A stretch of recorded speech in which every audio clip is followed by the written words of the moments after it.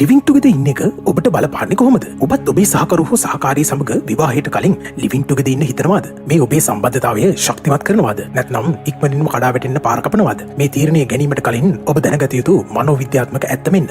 එකට ජීවත් වීම කියන්නේ හුදෙක් ආදරය කිරීමම නෙවෙයි. ඒක ඇතුලේ වගකීම් පුරුදු සහ පෞරුෂත්වයන් එකිනෙක ගැටෙන ක්‍රියාවලියක් තියෙනවා. මේක ඔබේ ජීවිතයට ප්‍රධාන ආකාර තුනකින් බලපාන්න පුළුවන්. පළමුවෙන් සැබෑ ගැළපීම හඳුනා ගැනීම. දවසට පැය කිහිපයක් හමු වන විට නොපෙනෙන සහකරුගේ හැබෑ පුරුදු කෝපය පාලනය කරන විදිය සහ මුදල් පරිහරණය වැනි දේවල් එකට ජීවත් වෙද්දී පැහැදිලිවම පේන්න ගන්නවා. මෙය විවාහයට පෙර එකිනෙකා ගැන ගැඹුරු අවබෝධයක් ලබා ගන්න ලැබෙන අවස්ථාවක් වගේ. දෙවෙන්න අරමුණක් නොමැතිව හිරවීම. මනෝවිද්‍යාවේ ස්ලයිඩින් ඉන්ටු මැරේජ් කියලා සංකල්පයක් තියෙනවා. සමහර වෙලාවට ඔබ දෙදෙනාම ඇත්තටම ගැලපෙන්නේ නැති වුණත් දැනටමත් එකට ජීවත් වෙන නිසා සහ ඒකෙන් ඉවත් වෙන්න තියෙන අපහසු නිසාම අකමැත්තෙන් විවාහ වීමට පෙළඹෙන්න පුළුවන්. මේ අනාගතයේදී අසාර්ථක විවාහයකට පාර කපන්න පුළුවන්. දෙවෙන්න පුද්ගලික නිදහස සහ වගකීම. තනිව ජීවත් වන විට තිබෙන නිදහස සහ තීරණ ගැනීමේ බලය මෙහිදී යම් දුරකට සීමා වෙනවා. ඔබ දෙදෙනාටම එකිනෙකාගේ පෞද්ගලිකත්වයට ගරු කිරීමට සහ සහයෝගයෙන් වැඩ කිරීමට හැකියාව තිබේ නම් මේ ඉතා සාර්ථක අත්දැකීමක් වන අතර එසේ නොමැතිනම් මේ මානසික පීඩනයක් බවට පත් වෙනවා. මතක තබා ගන්න. එකට ජීවත් වීම කියන්නේ විවාහයට ට්‍රයිල් එකක් බලන එකම නෙවෙයි. ඒ ඔබ දෙදෙනාගේ පරිණතභාවය සහ කැපවීම උරගා බලන අවස්ථාවක්. සංස්කෘතික සීමාවන්ට වඩා